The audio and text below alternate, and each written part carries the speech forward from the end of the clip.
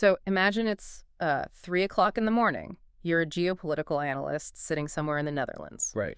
The glow of your laptop screen is like the only light in the room.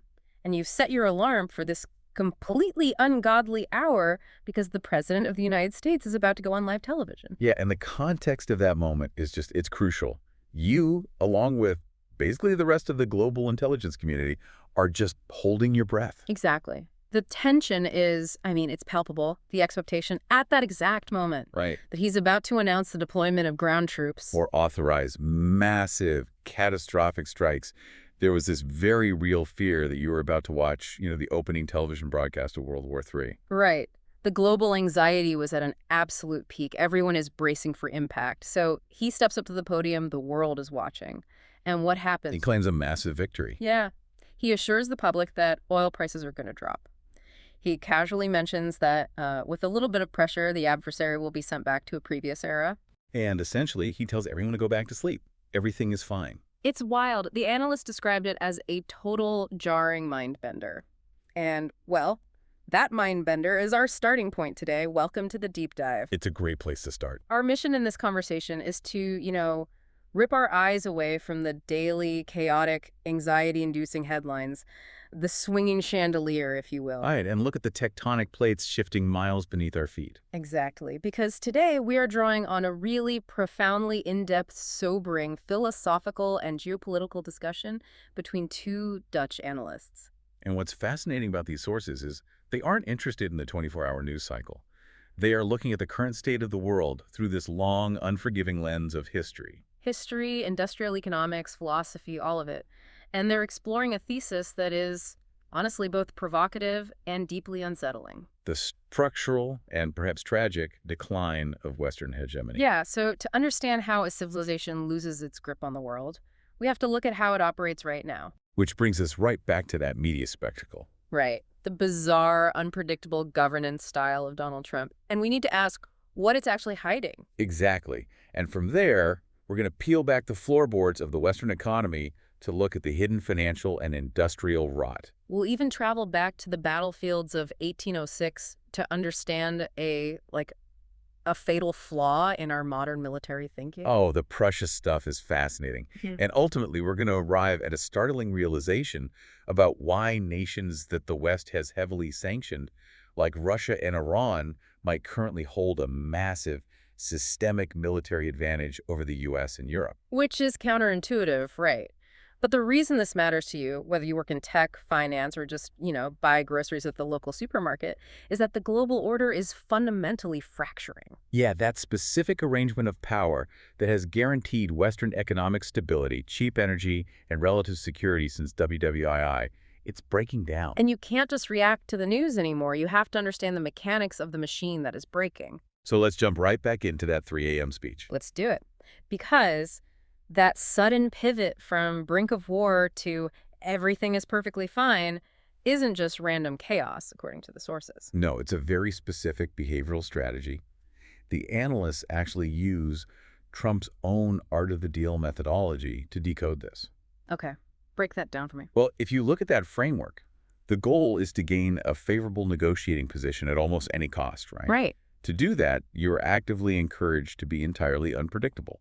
You come out of left field, you deceive, you project massive aggression to unbalance the other side. You basically operate as a boundary-pushing bully. Exactly. It's kind of the geopolitical equivalent of a guy walking into a boardroom and immediately sweeping all the coffee cups off the table before sitting down. That is a perfect way to visualize It's like it. everyone else is now just thinking about the broken mugs, and he completely controls the energy in the room. Yeah. And by constantly pushing boundaries and violating established international norms, whether it's a sudden intervention or tearing up a long-standing nuclear agreement, he creates this global atmosphere of extreme chronic nervousness. The entire world is constantly asking, what is he going to do next? Right. And there is a very dark psychological mechanism at play here. When you cultivate an atmosphere where people genuinely believe you are capable of absolutely anything, Your radical actions become normalized. yes, the extreme becomes the baseline expectation. Because if we all think he might, launch a nuclear weapon on a Tuesday, Right. then a sudden erratic pivot on Wednesday to claiming everything is fine feels like a huge relief. even if it makes no logical sense. Exactly. It leaves adversaries and allies completely disoriented. Yeah. And he manages this disorientation entirely through the media. The sources talk about governance via spectacle, right? They do. They detail how he plays multiple deeply entrenched factions against each other in real time, using the media as his chessboard. Okay, so like one moment he's throwing red meat to the neoconservative wing of the government. Let's define that term for a second, just to be clear, because neoconservative gets thrown around a lot. Good call. Hmm. We're talking about the faction that largely advocates for the aggressive promotion of democracy and American national interests globally, right? Often through direct military force. Yeah, the legacy of the early 2000s interventions. Precisely those actors. So he appeases them one day. The next day, he makes a distinct policy move to satisfy the Israel lobby. And then an hour later, he's firing off a barrage of social media posts on Truth Social, designed exclusively to rile up his populist Maggie base. Exactly. And amidst all of this, he's holding these spontaneous press gags on the tarmac in front of Air Force One, trying to calm down Wall Street so the stock market doesn't tank. It's just a constant dizzying spin of plates. It really is. But, I have to challenge this premise a little bit based on the sources. I'm looking at this and thinking, is this actually brilliant 4D chess? Or is this just a walking contradiction? The sources grapple with that exact tension. Because if you look at the core platform he ran on, the Make America Great Again agenda, it was fundamentally anti-globalist. Right. The promise was to withdraw from endless, messy global conflict. Yeah. The promise was to force allies to pay their fair share and return to a walled-off nationalist focus. Yet, despite that stated ambition, he continuously finds himself deeply entangled in escalating conflicts. Ukraine, the Middle East. So how do the analysts reconcile that? Exactly. How does that make sense? Well, they propose a very disturbing alternative to the whole 4D chess theory. They suggest looking at the concept of an intelligence trap. Oh, right. Walk me through the mechanics of that. How does a sitting president get trapped by his own agencies? You have to look at the institutional incentives of agencies like the CIA or Mossad. Okay. The analysts suggest that these agencies, which often have their own long-term strategic agendas that outlast any single presidency, might feed the leadership overly optimistic, highly curated scenarios. Oh, they give him the glossy brochure, not the actual engineering report. Yes. For instance, consider the situation with Iran. There were massive protests and internal unrest, fueled by severe economic malaise. Right. The sources suggest these protests were also heavily monitored and perhaps indirectly supported by Western intelligence. They even mention efforts to smuggle in Starlink equipment to keep the protesters' internet active. So the intelligence agencies are actively stoking the fire from the inside. And once the fire is burning, they take that intelligence to the Oval Office. But they don't give him the full picture. Exactly. Instead of presenting a nuanced 50-year history of Iranian institutional resilience, they present a rosy tactical picture. They say, look, the regime is teetering on the edge, the people hate them. If you just authorize one quick targeted strike or one major assassination, the entire government will collapse in 4 days. It'll be a massive, easy win for you. And a president who is obsessed with media optics, who desperately wants a quick, glorious victory to tout on television, takes the bait. He takes a bait. He authorizes the action expecting a 4-day revolution, and instead he gets dragged into a complex, protracted, 20-year quagmire. Because the regime was infinitely more deeply entrenched than those reports suggested. Right. And this disconnect between his tactical, media-focused maneuvers and the deeper long-term agenda of the permanent security state reveals a leader who may be entirely out of his depth. He thinks he's playing the media, but he's actually being played by the institutional machinery. Completely misunderstanding the physical reality of the battlefield he just walked onto. Which is wild. And that transition from the political theater of the White House to the physical reality of the battlefield is exactly where the sources take us next. Yes, because the way modern nations fight has fundamentally structurally altered. We're witnessing the death of the classic proxy war. The shift here is vital. Yeah. If we look back at the Cold War, think of Vietnam in the 60s or Afghanistan in the 80s, the superpowers fought indirectly. It was a true proxy war. Right. The Soviet Union would arm the North Vietnamese, provide funding, maybe some advisors. Yeah. But there was a distinct, agreed-upon degree of separation. The United States was not directly bombing Moscow, and the Soviets weren't bombing Washington. There were rules to the game. But the analysts argue that today, those lines aren't just blurred, they have been completely erased by technology. They really have. I want to use a framework based on how the sources describe this. Think of it as the joystick war. Break down the mechanics of the joystick war. Yeah, okay, think about how a modern high-tech strike actually happens today. Let's say Ukraine fires a highly advanced long-range missile into Russian territory. Okay. On paper, Ukraine physically launched the hardware, but to get that missile to hit a target 300 miles away with pinpoint accuracy, you need real-time satellite data. You need advanced tracking? You need exact targeting coordinates. And the American military, sitting in air-conditioned rooms halfway across the world, is providing that exact data stream. And this forces a terrifying legal and philosophical question. If you are providing the exact coordinates, the real-time tracking, and the continuous data link to guide the weapon to its target. Are you merely supplying equipment, or are you effectively pulling the trigger? Right. The analysts argue that in a data-driven war, distance is a complete illusion. You might be sitting at a terminal in Nevada sipping coffee, but you are actively, intimately participating in a lethal strike thousands of miles away. And the sources note that adversaries are fully aware of this paradigm shift. Absolutely. If the U.S. is acting as the targeting system for Ukraine, Russia is now returning the favor in other theaters. The analysts point out that Russia is supplying high-precision intelligence, satellite imagery, and targeting data to Iran. Wow. Yeah, this allows Iranian-backed forces to strike American bases and assets with terrifying, unprecedented accuracy. The proxy mask has slipped entirely. When data is your primary weapon, the concept of a limited localized conflict vanishes. It does.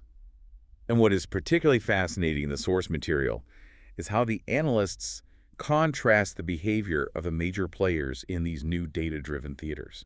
Yeah, they observe a very stark difference in how nations approach the concept of restraint versus total annihilation.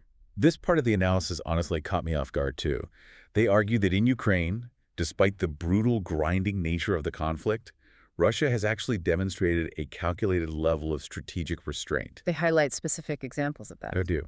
Russia possesses advanced, devastating weaponry, like the Oreshnik hypersonic missiles, which are fully capable of leveling the capital city of Kiev. Yet they've largely refrained from doing so. Furthermore, the analysts note that Russia has not actively attempted to assassinate President Zelensky, despite almost certainly possessing the intelligence and strike capabilities to make the attempt. So the obvious question is why? Why hold back when you are at war? Because they are still operating within a framework that desires a functioning, albeit subservient state at the end of the conflict. Because if you assassinate the leadership and level the capital, you are left governing a chaotic, ungovernable wasteland. They are fighting a brutal war, but they have not completely ejected themselves from the concept of a contained political objective. But then you turn around and look at the Middle East. Right. The analysts point out that the U.S. and Israel are operating with a completely different mentality. They describe it as a boundary-breaking, righteous war mindset. In this theater, there's far less strategic restraint. We're seeing the direct, unapologetic targeting of vital civilian and state infrastructure and the routine, targeted assassinations of foreign political and military leaders. The rules of engagement are entirely different. It is highly escalatory because it operates on a moral absolute rather than a negotiated political outcome. And this brings us crashing back to Trump's massive miscalculation regarding the illusion of an easy exit. You remember in that 3 a.m. speech, he projected this idea that the U.S. can just achieve its goals and leave. Yeah, the analysts highlight this belief that the U.S. military can simply steam into the Strait of Hormuz, clear some naval mines, assert dominance, and then pack up and withdraw its forces whenever it feels like the job is done. It's the Hollywood idea of war. Exactly. You walk into the saloon, win the bar fight, dust off your hands, and walk out the swinging doors. But the analysts explain why this is a catastrophic misunderstanding of modern warfare. You cannot simply pull back and declare the war over when you are facing adversaries who are deeply embedded in the joystick war reality. Because nations like Iran now possess vast, sophisticated data capabilities, asymmetric drone swarms, and precision ballistic weaponry. They aren't going to let you just walk away. Your bases, your naval fleets, your commercial shipping routes are permanently in range. The illusion of the easy exit is a byproduct of leadership that does not understand the new technological and geographic reality of the battlefield. Okay, so let's synthesize this for a second. We have a Western leadership apparatus obsessed with media optics over physical strategy, engaging in a new type of borderless, data-driven warfare from which they cannot easily extract themselves. Right. But to truly understand why the West is struggling so profoundly in this environment, The analysts insist we have to look inward. We have to walk away from the battlefield and look at the domestic economic engine that is supposedly funding and powering all of this. And this is where the discussion turns to the immense, structurally hidden fragility of the Western economic system, focusing heavily on the United States. It is a system that is currently wrestling with an astronomical mountain of debt. The source material is very clear on this vulnerability. The U.S. is carrying an immense, historically unprecedented debt load. But if you look at the news, the stock market is hitting record highs. People are getting rich. But the analysts argue that this is a mirage. They directly compare the current stock market boom, which is largely driven by the massive hype and capital influx around artificial intelligence, to the dot-com bubble of 2001. Wow. So it's a highly inflated, speculative bubble floating on top of a sea of debt. Yes. So when Trump or any Western leader is frantically doing tarmac press conferences to calm the markets, it is not because the fundamentals of the economy are incredibly strong. It's because they're terrified. They know that a sudden shock to the system could trigger a catastrophic financial crash that the underlying debt structure simply cannot absorb. And to really drive home this descent into internal chaos, the analysts introduce a phenomenal philosophical archetype. They pose a really interesting question here. Yeah, they ask, rather than being a master strategist playing 4D chess, is the current Western leadership actually embodying the role of Shakespeare's King Lear? The King Lear archetype. It is a devastating comparison. Let's explore what that actually means in this context, because I think it's brilliant. Well, for those who haven't read it recently, King Lear is the story of an aging, arrogant king. He decides to divide his kingdom among his daughters, but he does it based entirely on who can flatter him the most. Rather than who is actually competent. Right.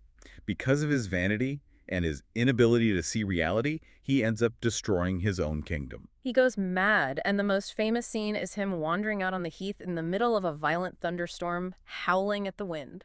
Completely powerless, while his legacy crumbles around him. It is the ultimate tragic archetype of a leader who is entirely out of touch with the reality of his own decline. He presides over a decaying empire, utterly bewildered by the sudden loss of his power, lashing out erratically at anyone who tells him the truth. He thought he was in absolute control, but his own vanity and structural misjudgments dismantled the foundations of his kingdom. And the analysts are suggesting that the erratic behavior, the shifting alliances, the desperate media spin we see today, these aren't the tactics of a geopolitical genius. They're the flailings of a modern Lear facing the reality of an empire in terminal decline. Exactly. And the most important part of that analogy is that the rot of Lear's empire wasn't caused by an outside invader. It was structural and internal. Which brings us to a very specific, critical term the sources use to diagnose this structural rot: financialization. We really need to spend some time unpacking this because it explains the core vulnerability of the entire Western world right now. Mechanically, what does financialization actually mean? Financialization is the result of a massive, deliberate shift in the Western economy over the last 30 to 40 years. The West purposefully transitioned away from a production-based economy. Meaning making physical things. Heavy industry, smelting steel, manufacturing engines, building ships. Exactly. We moved away from the physical world toward what we now proudly call a knowledge, service, and consumption-based economy. The logic at the time was like, let the developing world do the dirty, low-margin work of building factories and pouring concrete. Right. We are highly advanced.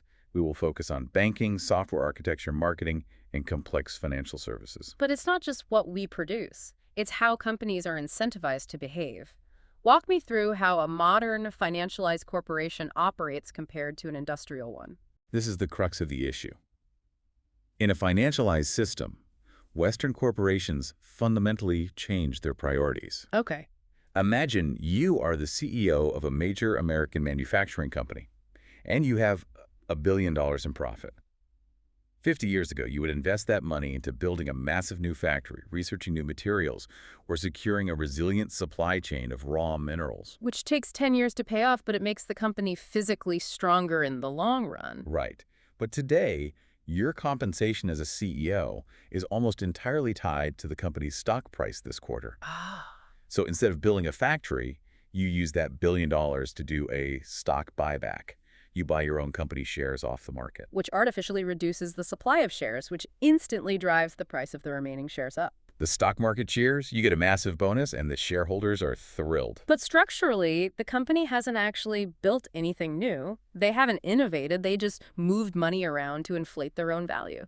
Exactly. The primary focus becomes short-term shareholder value and complex financial restructuring.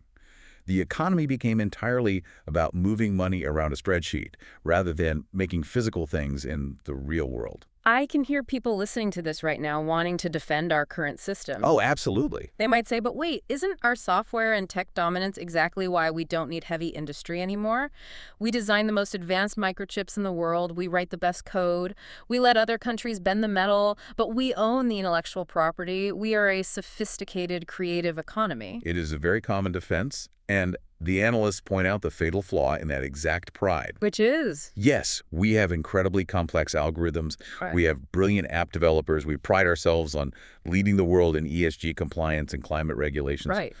But while we were perfecting the algorithm, we lost the elementary, gritty, pure production power required to actually sustain a civilization when a global physical conflict breaks out. Because you cannot shoot an algorithm at an incoming hypersonic missile. You cannot build an armored personnel carrier out of marketing strategies. You cannot power a naval fleet with intellectual property.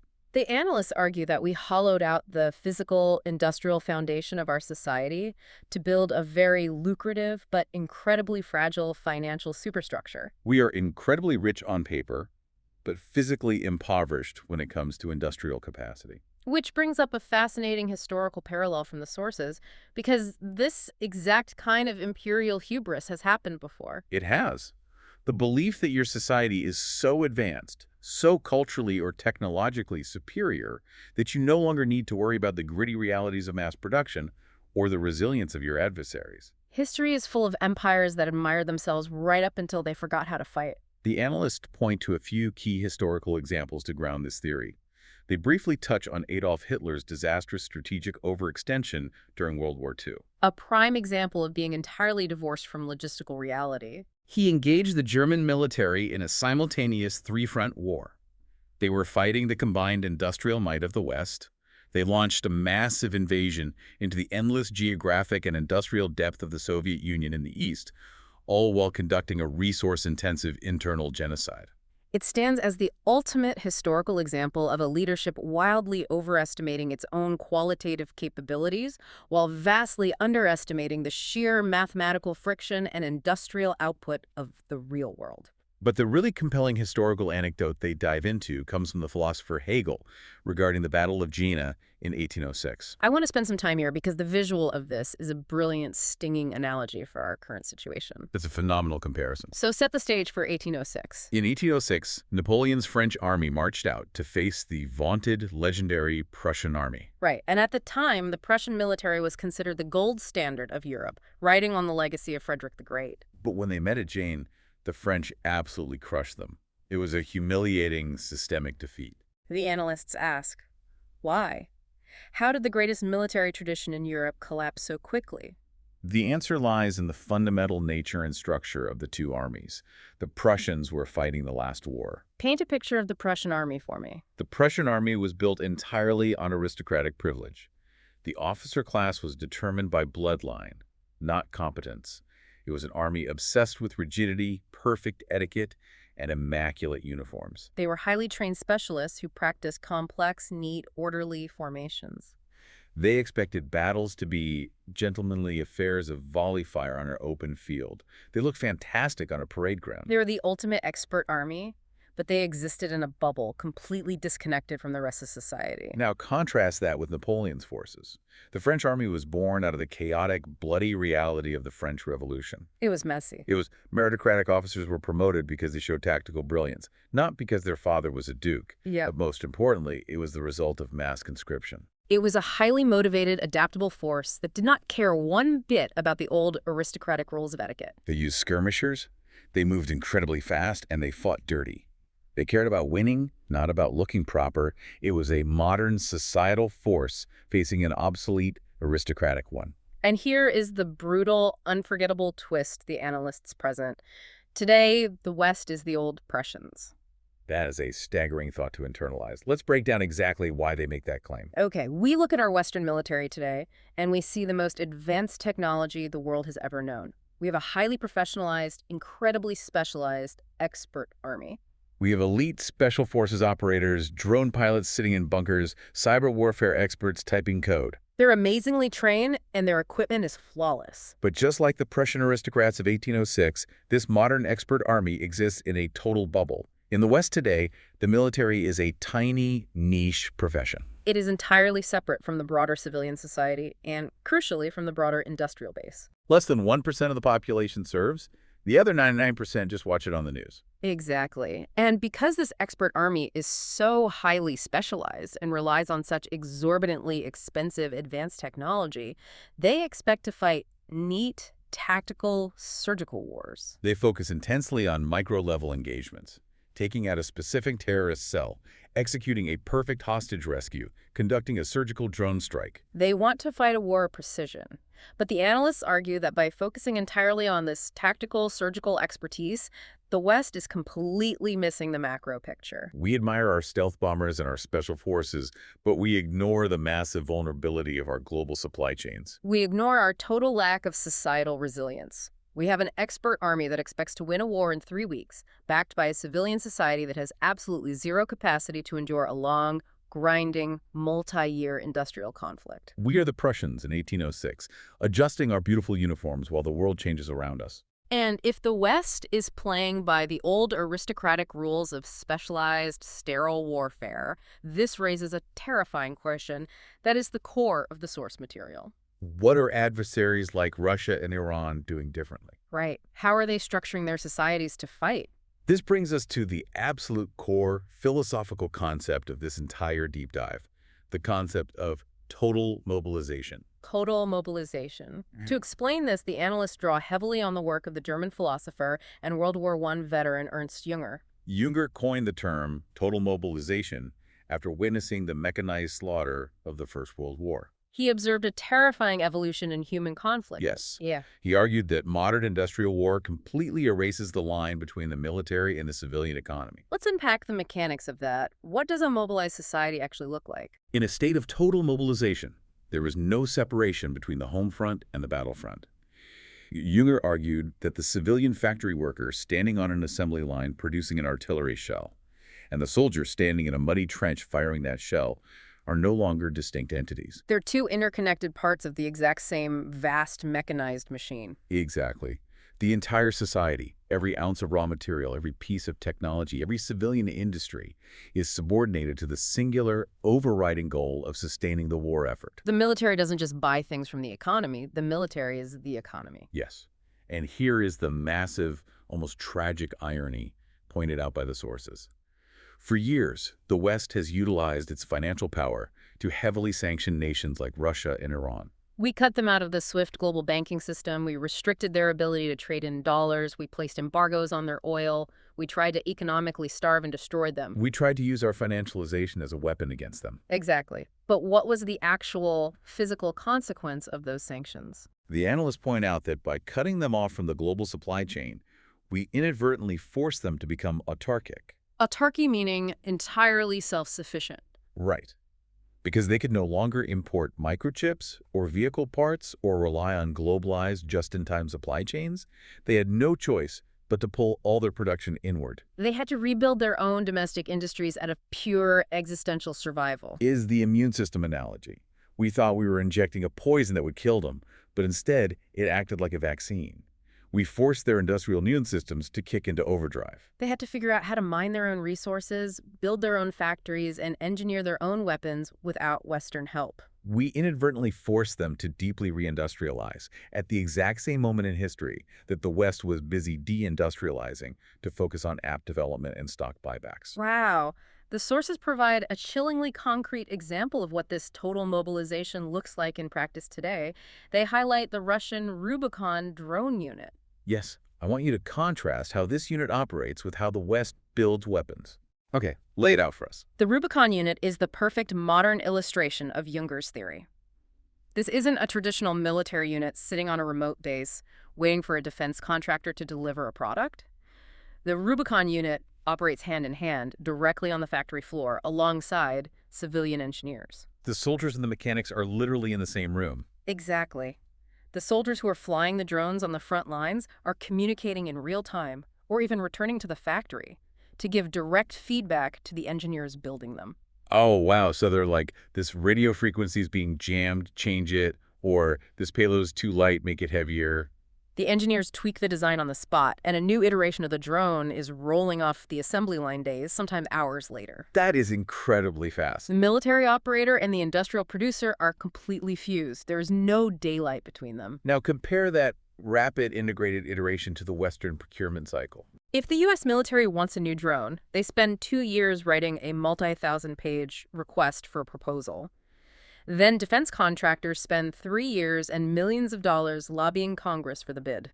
Then they spend 5 years in testing and development, dealing with cost overruns to produce a highly complex, incredibly expensive piece of equipment that is often obsolete by the time it actually reaches the soldier. It is the Prussian aristocrat taking 10 years to perfect his uniform, while the Revolutionary Army is adapting in the mud every single day. The source material notes that Iran has achieved this exact same integration with its vast ballistic missile and drone production facilities. They have entirely integrated the military operator with the industrial base. So we have to ask the ultimate question. What does this mean for the actual balance of power right now, today? The analysts deliver a very harsh, unforgiving truth here. Because Russia and Iran have achieved this state of autarkic total mobilization, because their entire societies and industrial bases are unified and geared for mass production, they currently hold what the analysts call an escalation advantage. An escalation advantage, meaning they control the tempo and they can always raise the stakes. Think about the mechanics of a grinding attritional war. If a conflict escalates and suddenly requires 10,000 more artillery shells a day or 1,000 more drones a week, these nations have the domestic factory lines already running hot. Their supply chains are internal. They can simply turn the dial up and pump out whatever mass is needed. They can continually match and raise the stakes because they have the physical machinery to do so. Meanwhile, what is the physical reality in the West? The sources point out that our ammunition stockpiles are severely depleted from supplying proxy conflicts like Ukraine. And because we spent 40 years deindustrializing, we simply do not have the factory capacity to quickly replenish them. We can't just flip a switch and start making artillery shells because the factories are gone, and the workers who knew how to operate the machinery retired 20 years ago. And the vulnerability goes even deeper than just lacking factories. The analysts highlight our dangerous, almost absurd dependency on foreign powers for the fundamental building blocks of our weapons. Right. To build our incredibly advanced Prussian-style high-tech missiles and stealth jets, we rely heavily on rare earth metals and complex mineral supply chains. And who controls the vast majority of the processing and refinement of those rare earth metals? China. Exactly. So look at the entire picture. We have an expert, specialized military that lacks basic ammunition, relying on a hollowed-out, financialized economy that cannot build new factories, which in turn relies on its primary geopolitical rival to supply the raw materials needed to build its most advanced weapons. When you look at it through the unforgiving lens of total mobilization and raw industrial capacity, the illusion of Western dominance shatters very quickly against the reality of integrated, industrialized adversaries. Which leads us to the final massive geopolitical shift discussed in our deep dive. As this illusion of Western invincibility shatters, what happens next? What does the global order look like when the West can no longer simply dictate the terms of reality? The analysts argue that we have definitively, irreversibly entered a multipolar reality. The unipolar moment, the era of unquestioned Western hegemony that defined the 1990s and 2000s, is closing. For decades, the United States and Europe have been able to dictate what they call the rules-based international order. The deal was simple. If you played by the rules set by the West, you were allowed to prosper in the global economy. If you dissented or acted against Western interests, you were punished. You were kicked out of the banking system, sanctioned and isolated until you submitted. But the threat of isolation only works if you are the only island.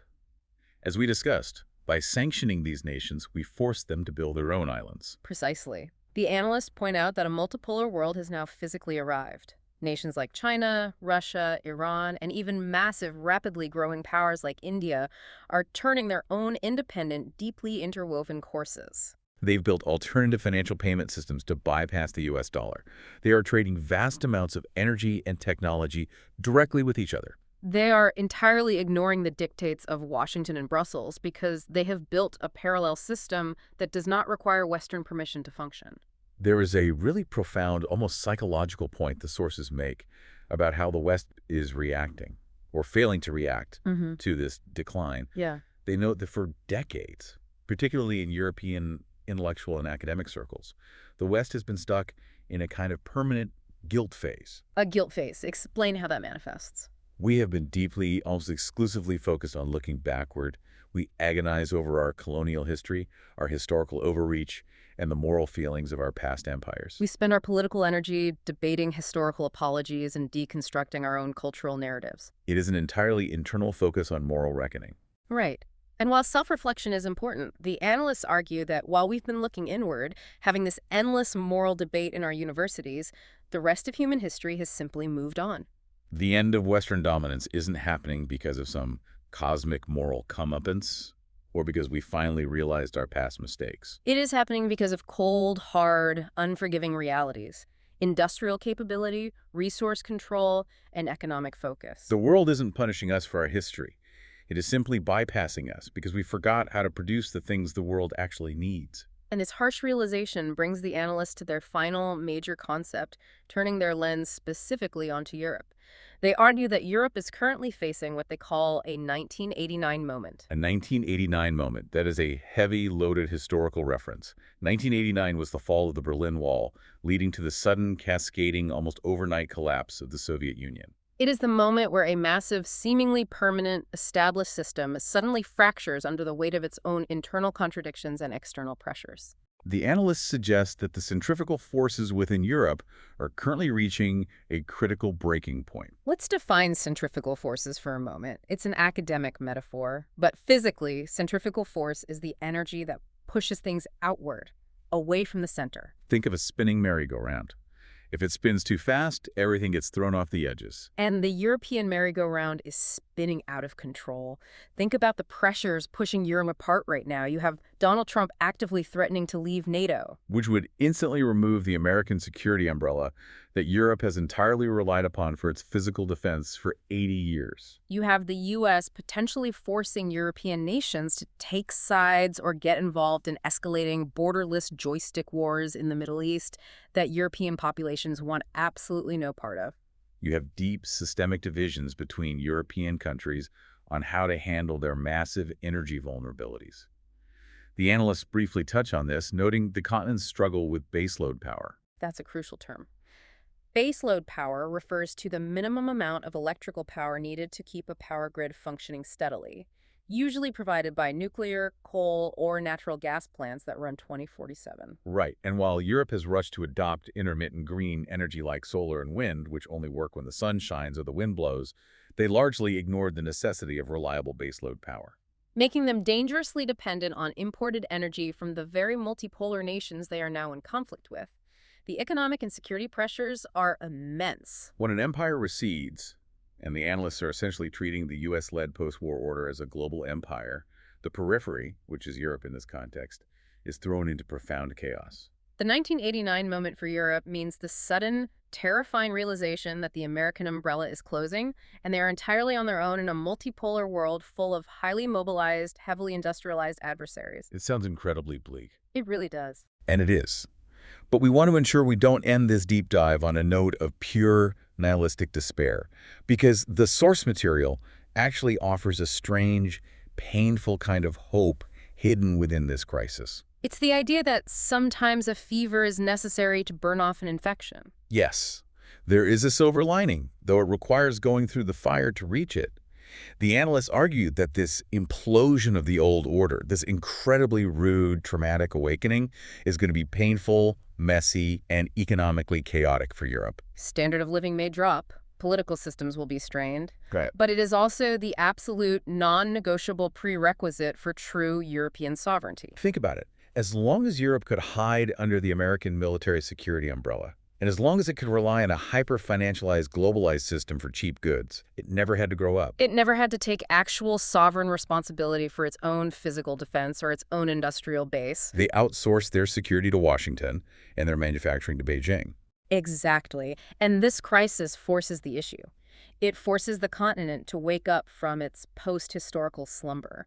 If Europe wants to survive and maintain its values in a multipolar world, it has no choice but to physically rebuild its industries. It has to reevaluate its energy dependencies, moving past utopian green transitions and building real sovereign baseload power. It forces Europe to stop acting like a dependent territory of an increasingly erratic American empire and start figuring out how to stand on its own 2 feet as a sovereign entity capable of pouring concrete, building weapons, and defending its own borders. The painful rebirth of a continent. Let's take a breath and recap the immense, heavy journey we have just been on. It's been a lot. We started by looking at the swinging chandelier, Donald Trump's media illusions, his chaotic 3 a.m. speeches, and the art of the deal, bully tactics that obscure a much deeper structural vulnerability within the West. We then explore the terrifying new reality of the joystick war, where data erases geographic distance, making proxy wars dangerously direct, and making the illusion of a clean, easy exit impossible. We peeled back the floorboards of the Western economy, diagnosing the terminal disease of financialization. We used the tragic archetype of King Lear to understand a leadership presiding over a hollowed-out system that values quarter-to-quarter stock buybacks over the physical reality of building factories. We looked at the haunting echoes of empire, comparing our highly trained, technologically advanced, but completely isolated modern militaries to the doomed Prussian aristocrats of 1806, admiring their uniforms while the world changed around them. And we contrasted that aristocratic hubris with the reality of total mobilization in the East, where sanctioned nations have fused their military and industrial bases on the factory floor, gaining a massive escalation advantage over a deindustrialized West. Finally, we faced the reality of a new multipolar world in the coming 1989 moment for Europe, a painful, chaotic fracturing of the old order that might just be the harsh medicine required to force true sovereignty and reindustrialization. It is an incredible amount of information to process. But as we wrap up this deep dive, we want to leave you with a final provocative thought to mull over. We have talked extensively today about the West's absolute obsession with advanced, disembodied technology, particularly this massive artificial intelligence boom that is currently inflating our stock markets and dominating our cultural focus. The final question is this. As we transition painfully into this unforgiving, physically demanding multipolar world, will this obsession with AI be our saving grace? Will it be a new clarion call of innovation that somehow spins off unimaginable technologies to solve our massive industrial and military deficits? Or will it turn out to be the final, distracting, magnificent bubble of a civilization that became so obsessed with the virtual, so enraptured by the algorithm, that it completely forgot how to build and defend the physical world? It is the ultimate question of our time. It really is. When you look back up at the news tonight and you see that chandelier swinging wildly from the latest headline, remember the tectonic plates grinding below. Remember King Lear howling in the storm. Remember the brutal difference between a software update and a functioning factory. Thank you for joining us on this deep dive. Keep questioning the narratives beneath the surface, and we'll see you next time.